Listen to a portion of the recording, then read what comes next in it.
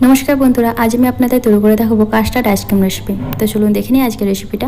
আজকের রেসিপি যদি আপনাদের ভালো লাগে তাহলে কিন্তু নিচে থাকা লাল বাটনে ক্লিক করে আমার চ্যানেলটা সাবস্ক্রাইব করে আমার পাশে থাকবেন।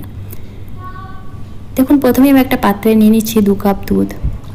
দুধটা আমি একবার জাল দিয়ে নিয়েছি আর দুধের মধ্যে যে সর পড়েছিল সেটা আমি এর মধ্যে দিয়ে দিচ্ছি। আপনারা চাইলে কিন্তু এখানে কাঁচা দুধও ব্যবহার করতে পারেন।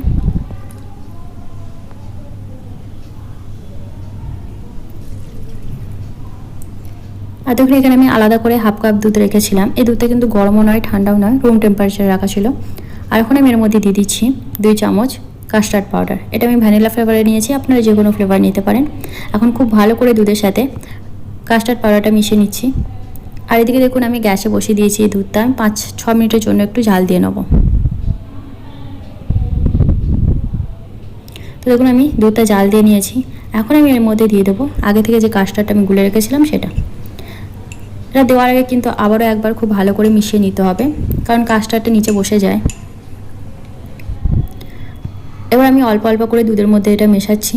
আর দেখুন এক হাত দিয়ে এইভাবে কন্টিনিউ নাড়াচাড়া করে নিতে হবে, নাহলে কিন্তু কাস্টার্ডটা নিচে বসে গিয়ে তলা ধরে যেতে পারে।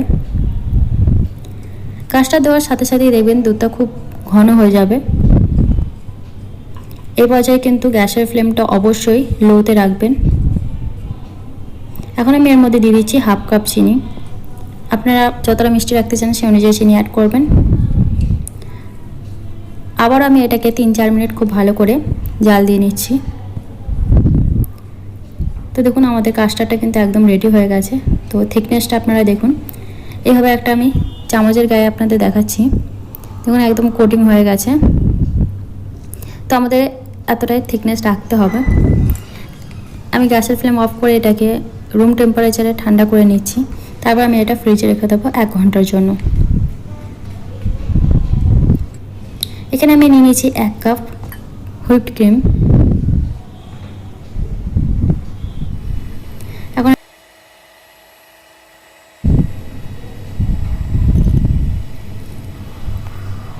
আর এদিকে দেখুন আমি 1 ঘন্টার জন্য ফ্রিজে রেখে দিয়েছিলাম। এটা কিন্তু কাস্টার্ডটা একদম চিল্ড হয়ে গেছে। এখন আমি এর মধ্যে দিয়ে দেবো হুইপড ক্রিমটা।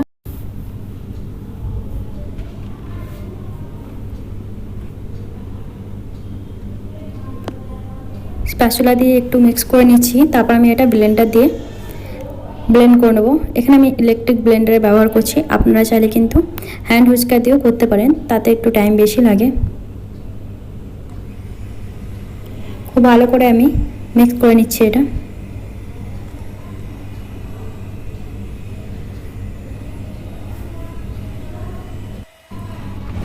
তো দেখুন এখন আমি এটাকে এইভাবেই ঢাকা চাপা দিয়ে রেখে দেবো ডিপ ফ্রিজে 4-5 ঘন্টা। এইভাবে এই প্রসেসটা করলে কিন্তু আপনার আইসক্রিমটা আরও বেশি ক্রিমি হবে। তখন আমি এইভাবে রেখে দিচ্ছি 4-5 ঘন্টা ডিপ ফ্রিজে। তো দেখুন আমি এটাকে 4-5 ঘন্টা ফ্রিজে রেখে দিয়েছিলাম। আর এখন এটা কিন্তু একদম জমে গেছে। একটু রুম টেম্পারেচারে রেখে এটাকে আমি আবারও ব্লেন্ড করে নেবো। তখন এটাকে আমি খুব ভালো করে ব্লেন্ড করে নিচ্ছি।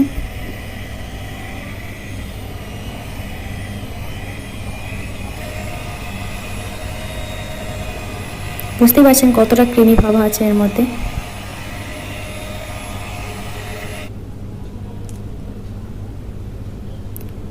তো দেখুন আমাদের আইসক্রিমের জন্য এটা কিন্তু একদম রেডি হয়ে গেছে।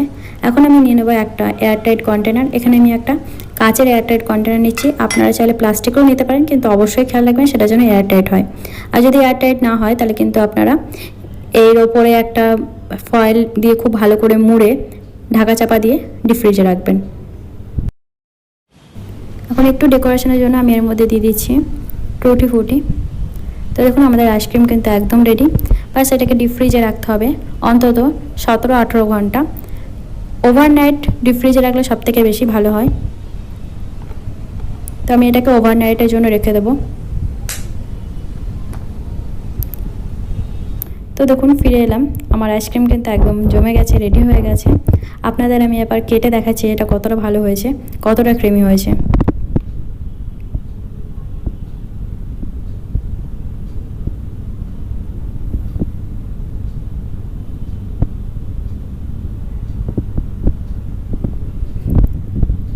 তো দেখতেই পেলেন কত সহজে আমি আজকে আপনাদের আইসক্রিম রেসিপি দেখালাম। আজকের রেসিপি যদি আপনাদের ভালো লাগে তাহলে কিন্তু অবশ্যই লাইক কমেন্ট শেয়ার করতে ভুলবেন না।